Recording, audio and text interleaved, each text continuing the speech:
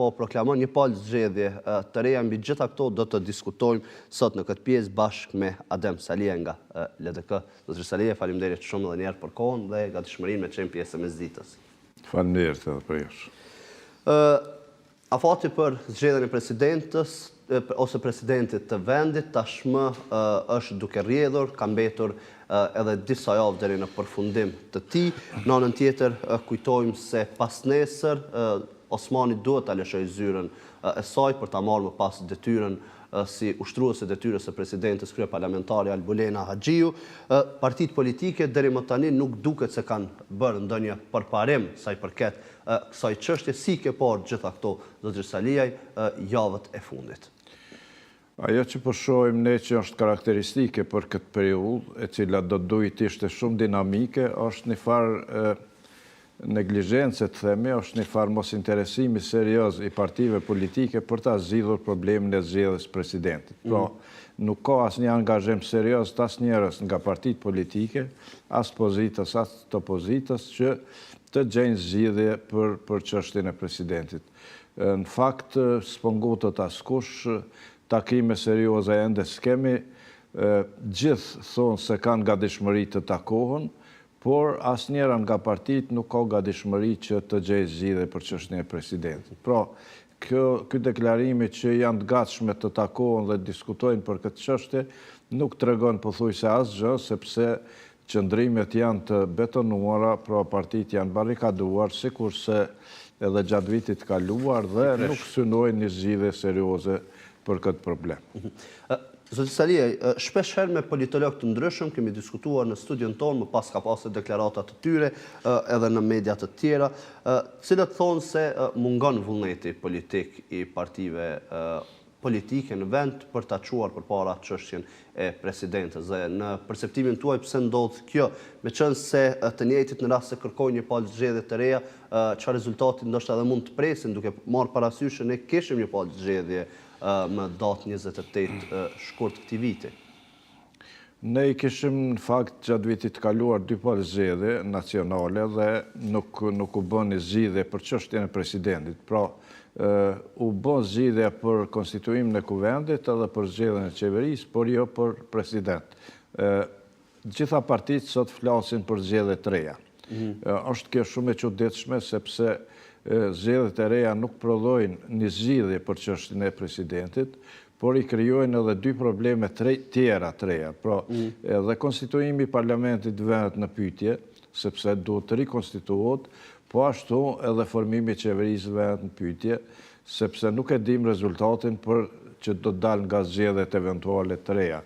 Pra, nëse bëhet një rikonfigurim ose një riformatim i votave të kuvendit Kosovës, i deputetëve, atëherë mund të komplikohet edhe çështja e konstituimit të kuvendit, edhe formimi i qeverisë, e të mos flasim që do të jetë problem edhe më i madh çështja e zgjedhjes presidentit. Pra, është e çuditshme se partitë politike në këtë situatë nuk po tregojnë të përgjithshme për faktin e thjeshtë se qytetarët e Kosovës nuk janë në shërbim të partive politike që sa herë të teket shkojnë në zgjedhje të dalin dhe të votojnë.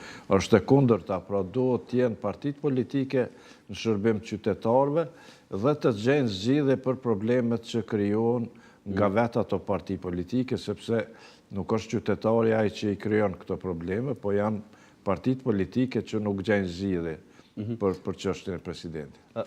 E qartë, sepse në fakt të kjo desha të kaloj edhe pak më vonë, të diskutojmë se çfarë ndoshta situatë të re do sillte për presidentën, më pas ju e hapët edhe një temë tjetër se mund të ketë problematika edhe në zgjedhjen e kryetarit të kuvendit në rast se deri diku partitë rriten dhe partia në pushtet edhe nuk mund ta konstituojë kuvendin, ashtu siç e bëri në këto zgjedhjet e fundit ku mori një mbështetje të mjaftueshme për t'i bërë gjitha këto vetë pa mbështetjen e partive opozitare, mirë po të mjaftueshme duket se nuk janë votat për çështjen e presidentit. Pse mendoni se pas ardhjes së vendimit të gjykatës kushtetuese, Kryeministri Kurti nuk pati një ftesë për partitë opozitare për të diskutuar, sepse kujtojmë njëjti para se të vinte vendimi i gjykatës kushtetuese, atëherë kur ishte marrë masa e pezullimit të përkohshëm, Kurti kishte ftuar partitë, por të njëjtat ishin përgjigjur se do pranon një ftesë të tillë vetëm pas vendimit të gjykatës. Në fakt, Kurti s'po ngutet fare për këtë çështje, nuk i di planet e tij, por që dinamika cilën na e përcjell nuk na jep shpresë të madhe se do të gjendet një zgjidhje për një emër të pajtimit përbashkët për president. Pra, unë nuk e di këtë pritje çka sjell, por nuk besoj që sjell një zgjidhje. Në fakt, ende nuk ka në horizont një emër caktuar për cilin eventualisht do të diskutoj mes partive politike për çështjen e presidentit, dhe pa një emër caktuar nuk ka zgjidhje. Pra, në situatën cilën jemi, një emër jashtë partijak do të ishte ndoshta i pranueshëm për një ose dy parti politike që mund të bëjnë 80 vota në kuvend. Pra, unë mendoj që zgjidhja nuk është shumë e mirë, çështja e presidentit nuk është një formalitet i thjeshtë sa për ta vënë një emër aty në presidencë, por është çështje që ai person ka rol të madh, ka funksion të rëndësishëm, edhe duhet të jetë i aftë ta kryejë me sukses atë funksion. Pra, nëse shkohet në atë kuptimin që ta gjejmë një emër sa për të thënë, sa për ta vendosur aty, dhe ta zgjidhim problemin, unë mendoj që zgjidhja është shumë gjysmoke dhe jo e duhura. Megjithatë, unë mendoj që më mirë është të zgjedhet një president, se sa të shkojmë në zgjedhje të reja, sepse zgjedhjet e reja jo vetëm që s'prodhojnë zgjidhje, por e komplikojnë situatën edhe më tepër se sa është ta. Besoj se pothuajse gjithë qytetarët e Kosovës janë të pajtimit se zgjedhja e një presidentit është ideale dhe e duhura në këtë kohë ku krizat gjeopolitike vetëm se po thellohen dhe si rrjedhoi e luftës në linjën e mesme më pas është prekur në efekt zinxhiror edhe Kosova me rritjen e çmimeve të naftës, për cilën do diskutojmë edhe fare pas pak, dua të marr mendimin e juaj mbi atë çështje. Megjithatë, sa reale mund të jetë mundësia, duke i parë qëndrimet aktuale të partive politike në këtë klimë politike në cilën ndodhemi aktualisht, për të arritur konsensus për një emër të përbashkët, sepse dim para pak ditësh unë dje diskutova se si nga Partia Demokratike e Kosovës kanë thënë se nuk shohin të arsyeshme që të zhvillojnë takime përderisa lëvizja vetëvendosje nuk i tërheq dy kandidaturat e saj, të cilat i propozoi, pra zonjën Kolçaku si dhe zotrin Glauko Njufca për president. Në anën tjetër, menjëhershëm ishte edhe reagimi i zonjës Snagavci, e cila tha se nuk e shohin të arsyeshme që të tërheqin emrat pa sjell opozita alternativa të reja. Pra, tashmë ka kaluar faza, po ndoshta tërë diskutimi në këtë çështje tek këto çështje teknike në rast se do duhet fillimisht të tërhiqen emrat e më pas të vinte opozita me një ide. Si shihni gjitha këto piknisje të partive opozitare edhe partisë në pushtet për çështjen e presidentit? Këtu kemi disa alternativa të mundshme, pra në njëra është që vetëvendosja të insistoj që të zgjedhet Glauko Njufca president, pra ta ripërsëris procesin, me shpresë se mund t'i siguroj 80 deputet sallë, gjë që sipas asaj që shohim tash është e pamundur. Pra në këtë variant qëllimi është që shkohet në zgjedhje të reja, sepse është e qartë që nuk mund të ketë zgjidhje. Edhe partitë e opozitës hezitojnë, nuk propozojnë emra, sepse nuk janë të sigurt që do të pranojnë një emër i caktuar nga lëvizja vetëvendosje. Pra, këta janë vetë bllokuar. Pra, të gjitha partitë janë vetë bllokuar, secila parti synon që ta ketë një emër që anon ka partia e tyre, pra që nuk është zgjidhje në këtë situatë, sepse një kandidat partijak nuk mund të kalojë në këtë situatë, sepse nuk e ka shumicën e votave që është e domosdoshme. Është fatkeqësia jona si Kosovë që në rrethonat ndërkombëtare kaq dramatike ne e sjellim shtetin tonë në një situatë vetë blokimi, pra kemi hyrë në vitin e dytë në një situatë tillë dhe nuk shihet zgjidhja në horizont. Pra jemi në një situatë mjaft keqe, është fatkeqësi po ashtu që asnjëherë Kosova nuk e ka pas një përkraje më të madhe nga SBA-t, një përkraje të hapur dhe shumë të fortë, dhe një përkraje po ashtu të mirë edhe nga Bashkimi Evropian. Pra asnjëherë gjatë historisë sonë prej shpalljes pavarësisë deri më sot nuk e kemi pasur situatë ndërkombëtare më të favorshme për Kosovën.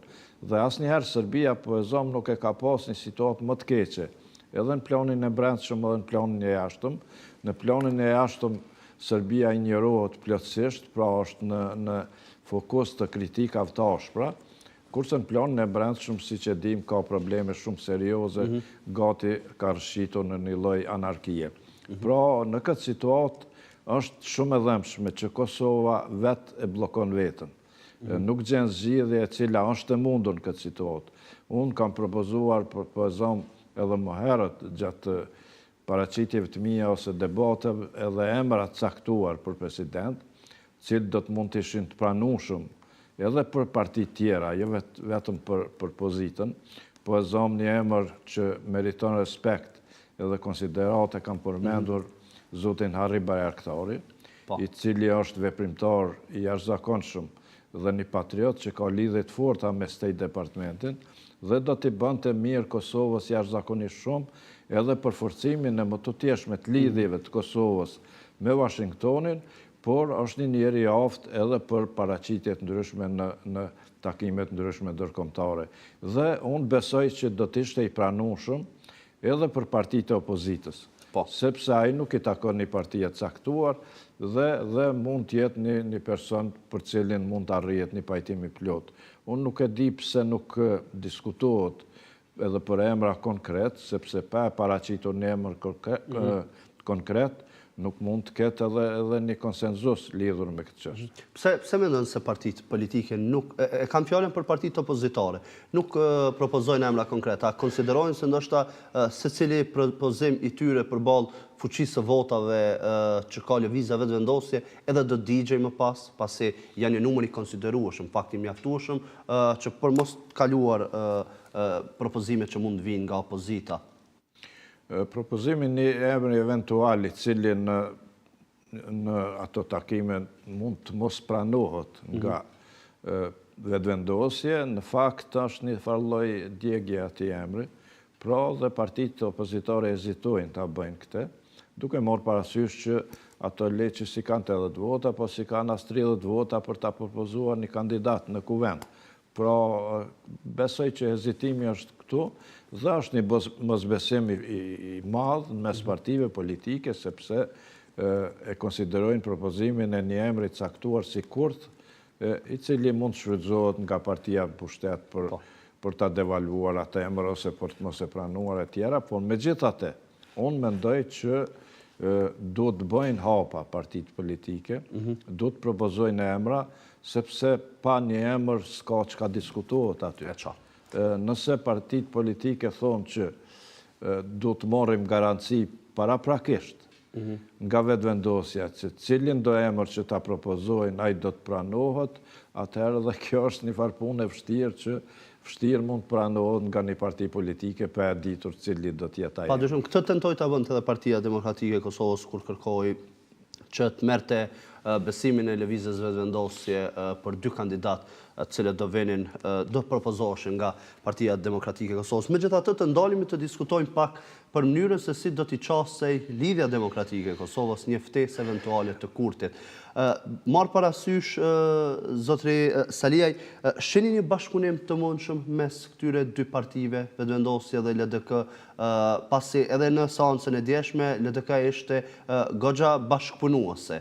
Më pas edhe në një intervistë të cilën e pati deputeti lëvizjes vetëvendosje Nezir Kraki këtu në këndin e debatit, e pa shumë pozitive qasjen e Lidhjes Demokratike të Kosovës, karshi lëvizjes vetëvendosje dhe kjo disi latë nënkuptoi që deri diku edhe mund të ketë ndoshta ndonjë hap pozitiv, ende i heshtur, jo i bërë publik sa i përket çështjes së presidentit. Unë nuk e di, themi ato, se mund të ketë edhe diskutime që ne si dim, mund të ketë edhe komunikime, kanalet ndryshme komunikimin mes partive politike, unë nuk e di, por gjithsesi e vlerësoj qëndrimin konstruktiv të LDK-s, edhe LDK-ja mund të bëjë zgjidhje. Edhe në këtë situatë, pra 15 deputete LDK-s janë të mjaftueshëm. Nëse janë të gjithë një zëri, atëherë me 66 votat e lëvizjes vetëvendosje, do kalonte propozimi për çështjen. Patjetër, domethënë bën 81 vota në kuvend edhe zgjidhet çështja e presidentit. Tash edhe LDK-ja dhe vetëvendosja duhet të bëjnë një kompromis, se pa kompromise nuk ka zgjidhje. A shihni ju si të mundur? Unë e shoh si të mundur, unë e kam parë edhe në të kaluarën, edhe gjatë të vitit kaluar, disa herë kam insistuar që LDK të bëjë koalicion me vetëvendosjen, sepse një koalicion me vetëvendosjen do ta forconte LDK-n. Nuk do të ishte LDK-ja në këtë situatë që të bi nga 20 deputet në 15, sepse atëherë ishte një disponim pozitiv që LDK të bashkëpunonte dhe ta zgjedhin bashk, ta bënin një koalicion edhe në qeveri, pra edhe për çështjen e presidentit. Pra LDK-ja kishte shansin shumë të mirë që ta kishte një pozitë fuqishme edhe në qeveri, edhe ta kishte presidentin. Pra ishte situatë shumë e favorshme. Por atëherë ishin disa bindje që ndoshta LDK-ja do të dalë shumë mirë në zgjedhje tjera, edhe do ta forconte pozitën e saj, gjë që nuk ndodhi, pra ndodhi e kundërta për arsyeën e thjeshtë se elektorati e penalizoi LDK-n për refuzimin, pra për bllokimin e situatës. Edhe e penalizoi edhe PDK-n, pra dhe u rrit vetëvendosje. Edhe në këtë situatë mendoj që ende ka zgjidhje. Pra LDK dhe vetëvendosje duhet të gjejnë një zgjidhje për këtë problem, nuk pres që vetëvendosje dhe PDK të gjejnë zgjidhje, për shkak se kanë qëndrime shumë të larta në mes tyre, kanë parime tepër të ndryshme dhe nuk përputhen, por që me LDK-n unë mendoj se mund të ketë zgjidhje. Mund të ketë zgjidhje. Si mund ndodh kjo? A duhet ndoshta që lëvizja vetëvendosje t'ia jepte presidentin Lidhjes Demokratike të Kosovës dhe në këtë rast në një kohë kur po flitej që Vjosa Osmani do të kthehej në Lidhjen Demokratike të Kosovës, të njëjtit kishin thënë se janë të hapur, e kam fjalën për një pjesë e Lidhjes Demokratike të Kosovës, kishin thënë se mund ta konsiderojnë dhe ta pranojnë Osmanin në LDK sërish. A i bie se më pas do të digjej Osmani si soji? Shikoni... Sepse edhe njëta ka dhënë sinjale deri diku që në fakt ka treguar qartës se nëse nuk është presidente do të kthehet në politik, por se si në çfarë forme gjasat ishin më të mëdha që të rikthehej tek Lidhja Demokratike e Kosovës. Dhe në rast se arrihet një bashkëpunim mes vetëvendosjes dhe LDK-s dhe vetëvendosja vendos që të jap presidentin e LDK-s, çka do të thoshte më pas kjo për Vjosa Osmani?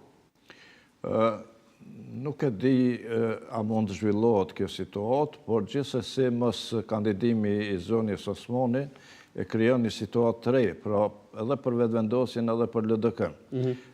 Rikthimi eventual i zonjës Osmani ose ndoshta si alternativë dhe formimi një partie të re politike nga ajo e cila do të bënte koalicion me LDK-n. Pra për mua është më e pranueshme dhe më e mirë rikthimi i saj në LDK, edhe kandidimi i saj për sikur e kemi pas një rast caktuar të kaluarën, por edhe në një lloj koalicioni me LDK-n, gjithsesi do të arriste LDK-n, edhe do të krijonte një situatë të re, sepse gjitha ato vota që do të shkojnë me zonjën Osmani, nga vetëvendosje, cilët e kanë përkrahur për zonjën Osmani në këtë koalicion në vetëvendosje, do të zbriteshin vetëvendosjes dhe do të kalonin te ajo ose te LDK-ja. Pra në këtë rast do të krijojnë... Cilin e shihni ju më të preferueshëm për LDK-n? Një koalicion me një listë zonjës Osmani apo me vetë rikthimin e zonjës Osmani? Sepse duke i bërë gjitha këto, po i bie që mund të përjashtohet ideja se lëvizja vetëvendosje do jepte presidentin LDK-s dhe sepse realisht e tërë kjo situatë u kryua për mos gatishmërinë e partive politike për të votuar Vjosa Osmanin edhe një herë tjetër si presidente të vendit. Pra do krijonte sërish deri diku, ndoshta edhe do hapte një front tjetër të luftës me zonin Osmani dhe Lideri Demokratike të Kosovës, në rast se një gjë e tillë edhe po flasim hipotetikisht mund të ndodhë, po diskutojmë për zgjidhjet edhe skenaret e mundshëm. Dëshira e elektoratit LDK-s është që zoni Osmani të rikthehet në LDK. Pra, do të krijonte një entuziazëm të elektoratit LDK-s, me siguri do të kthej një numër i caktuar, nuk mund të them përgjindjen e saktë, ndoshta mund të jetë edhe një 10%, që do të kthej pra në LDK bashkë me zonin Osmani dhe do të fuqizonte LDK-n. Pra, sipas mendimit tim, varianti më i mirë është ky. Por nuk duhet të përjashtuar edhe mundësinë që zoni Osmani ta ketë një listë veçantë edhe të bëjnë një koalicion me LDK-n. Edhe kjo situatë është e mirë për LDK-n, përsëri. Çka i konvenon më shumë LDK-s? Rikthimi i Osmanit në LDK apo marrja e postit presidentit? Jo, LDK-s me siguri konvenon në aspektin partijak, po flas, si interes partijak, është që zoni Osmanit të mos zgjedhet presidente, por të jetë në kuadër të LDK-s, cilin do variant që është e mundur. Pra, unë mendoj që interesi i LDK-s është ky, edhe arsyeja pse LDK-ja tash është interesuar në një farë mënyrë të shkojmë zgjedhje të reja, është kjo. Pra, është kjo që LDK-ja mund të fuqizohet me zonin Osmani dhe mund të marrë një përqindje të caktuar të votave, me mundësi që ndoshta dalë edhe partia e dytë, pra para PDK-s. A do ishte kjo, a do mjaftonte Osmani për ta bërë këtë lëvizje të LDK-s, se kam fjalën në renditjen përfundimtare në rast të shkuarës së një zgjedhje, sepse gjithmonë i shtroj pyetje duke i referuar analizave të politologëve të cilët thonë se pas ardhjes së vendimit të gjykatës kushtetuese, ku dekreti i Osmanit nuk kaloi dhe disa veprime dhe deklaratave të Osmanit pas kësaj dhe para kësaj, disa e kanë dëmtuar edhe vetë Osmanin dhe ndoshta një pjesë e elektoratit i cili do vinte bashkë me të, do ishte në pikpyetje sërish për shkak të veprimeve të saj kohët e fundit. Dhe si shihni ju këtë? Është e vërtet që kjo ka krijuar një dilemë te një pjesë e elektoratit, është shumë e vërtet, sepse morën që ishte vendimi ngutshëm, pra, që duhet pritur pak, duhet analizuar më shumë e tjera, por megjithatë këtu në Kosovë njerëzit nuk mbajnë mend gjatë, pra kalon një situatë edhe ata i rikthehen pra atij ritmi që e kanë planifikuar qysh më parë. Unë mendoj se pavarësisht kësaj, zoni Osmani ka një përkraje caktuar, unë e kam parë edhe vetë personalisht shumë raste, pra dhe mund të sjell një rritje caktuar LDK-s.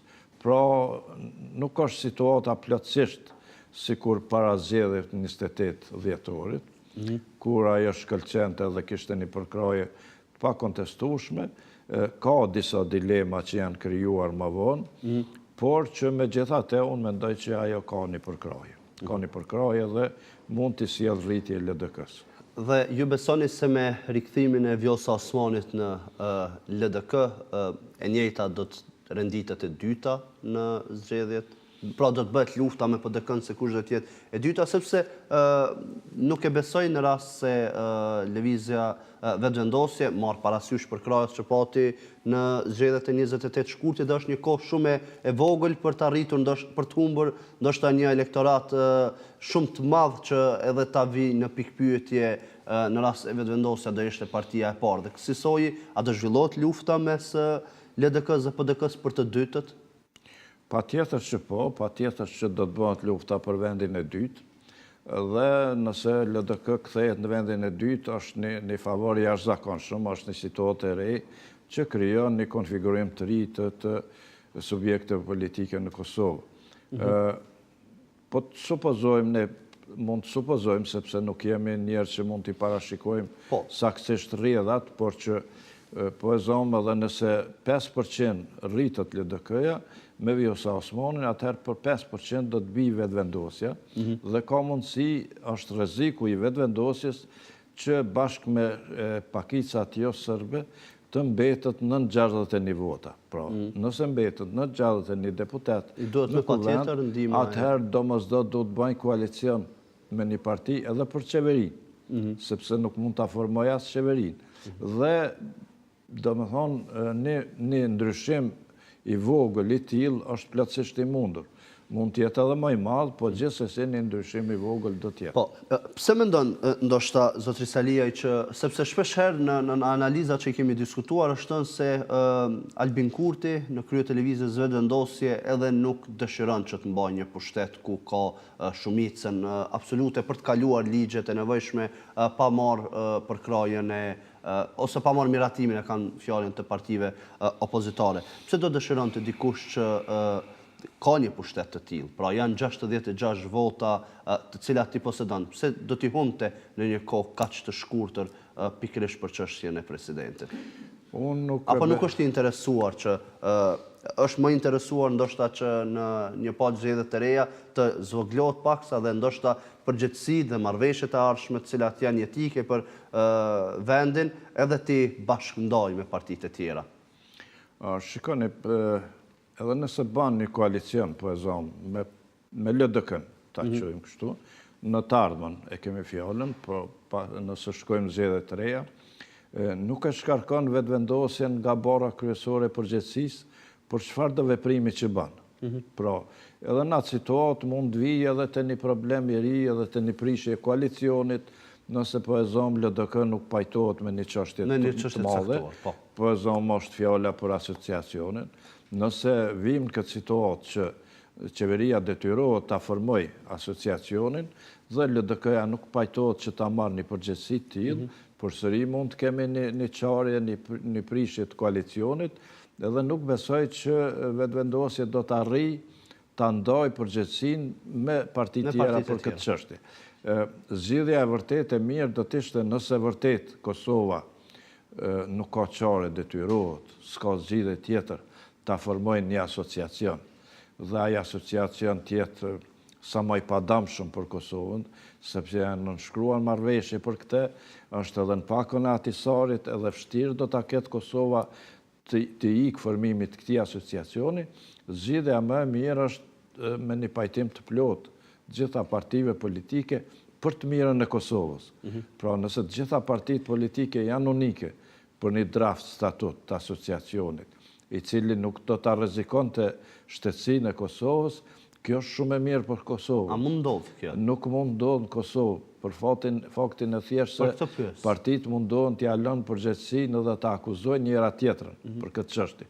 Nuk mendojnë për të mirën e Kosovës, nuk mendojnë për shtetësinë e Kosovës, por mendojnë vetëm për ta dëmtuar një parti tjetër. Pra do ishte diçka e cila do përkthehej më njëherë në synime elektorale dhe jo këto të cilat ju po i potenconi. Për fat keq, tash më tepër se një vit, jemi në vitin e dytë, çdo gjë kalkulohet në aspektin e interesit partive politike për zgjedhje, për elektorat. Pra është një gabim i madh që po bëhet, sepse janë harruar gjitha interesat e vërteta të Kosovës dhe interesi partijak është vënë mbi të gjitha.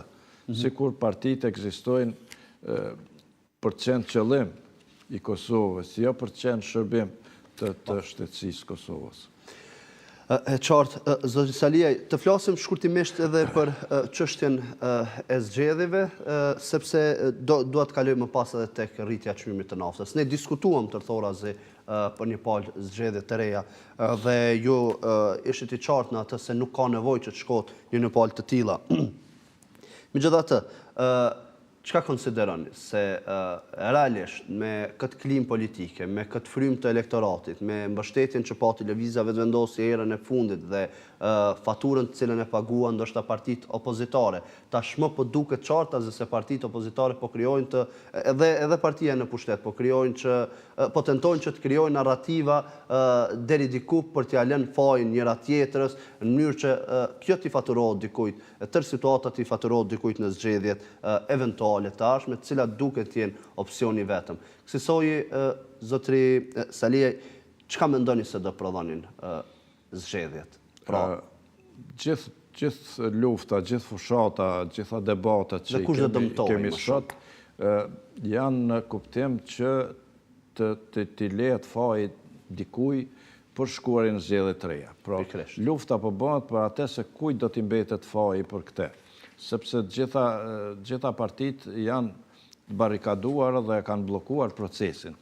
Por që fajin për këtë blokad mundohen t'ja lënë njëra tjetrës. Pra, do të varet në fund në epilog të kësaj, kur të kaloj këtë 34 ditëshi dhe të mos zgjedhet presidenti, cili do t'i mbetet faji lidhur me këtë çështje. Pra, lufta po bëhet lidhur me këtë situatë. Dhe natyrisht që vlerësojnë që ati që do t'i mbetet faji, ai do të kaloj keq në zgjedhjet që do të vinë, pra do t'jeti penalizuar. Pra, është e habitshme që partitë politike në Kosovë bojnë këso kalkulime në vend që të përpiqen të gjejnë zgjidhje.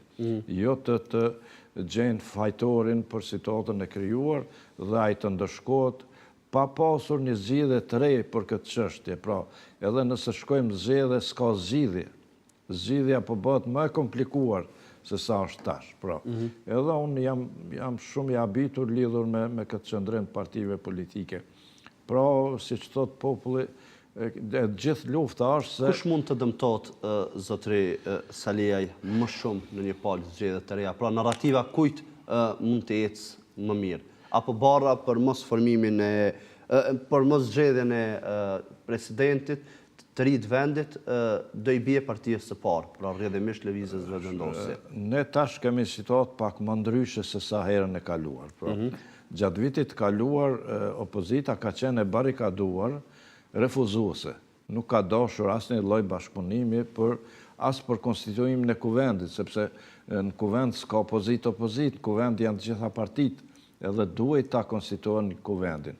Pra, blokada që bën partitë e opozitës edhe rreth konstituimit të kuvendit, i ka penalizuar ato. I ka penalizuar dukshëm, sa që ka ndalë më keq se herën e fundit.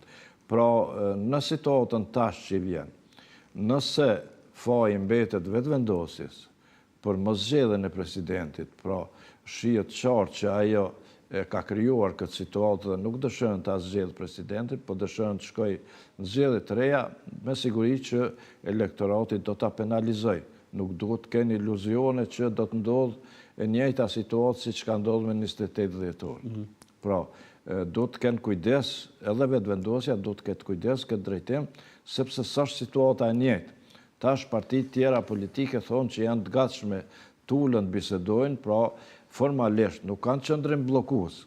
Kanë qëndrim që ata arrijnë një marrëveshje, ndonse në fakt nuk punojnë këtë drejtim. Pra, e bëjnë të kundërtën, por që formalisht duken sikur janë bashkëpunuese. Pra, do të kenë kujdes sepse ati që do t'i mbeten, siç thot populli, këmbët e Arushës në dorë, ai do ta psojnë zgjedhjet e ardhshme. Tash, nëse vetëvendosje propozon një kandidat jashtë partijak, jo të partisë së tyre, i cili do t'ishte i pranueshëm ose do duhet të ishte i pranueshëm edhe për partitë e opozitës, atëherë nëse partitë e opozitës e refuzojnë edhe këtë shans, besoj që mund të mbetet faji edhe atyre, pra jo vetëm vetëvendosjes.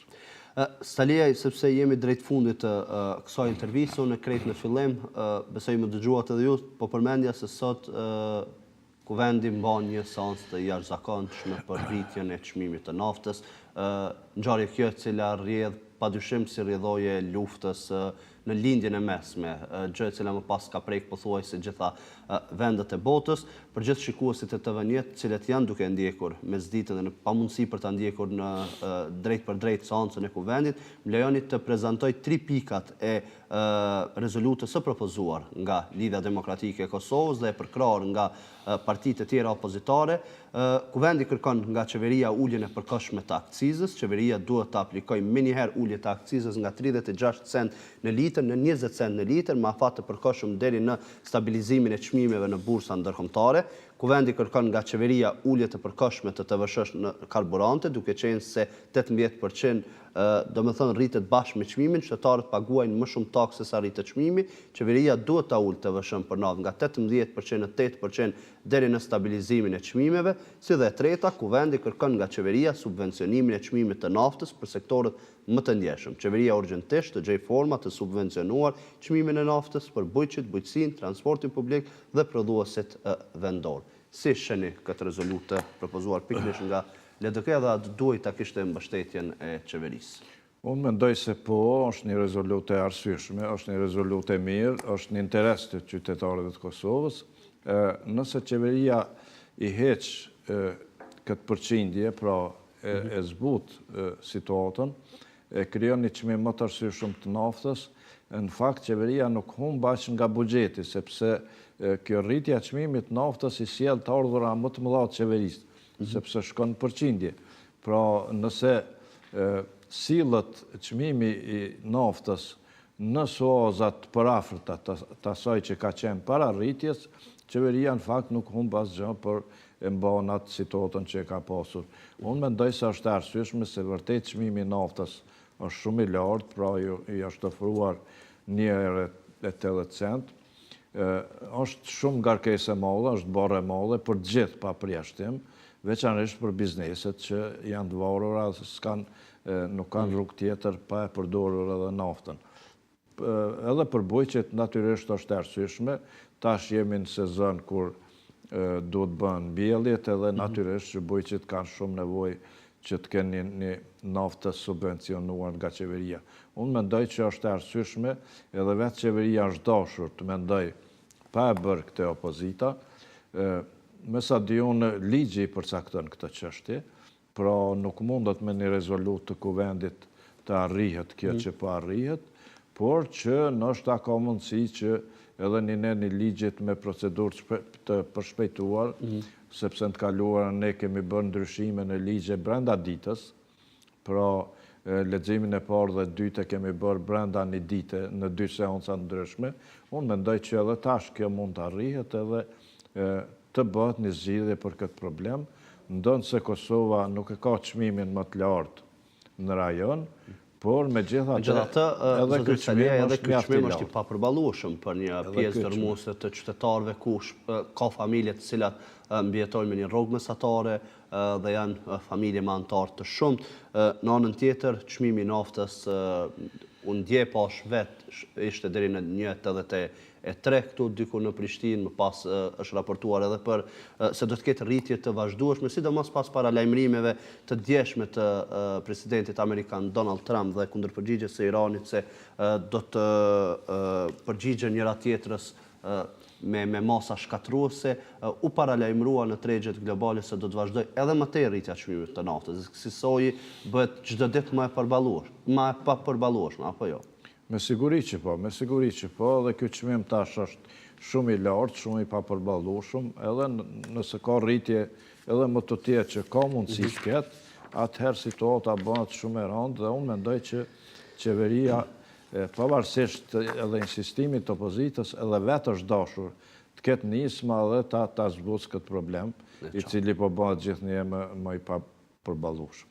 Saliaj, unë falenderoj shumë që ishe pjesë e mesditës sot dhe i gatshëm për të sqaruar këto çështje. Faleminderit edhe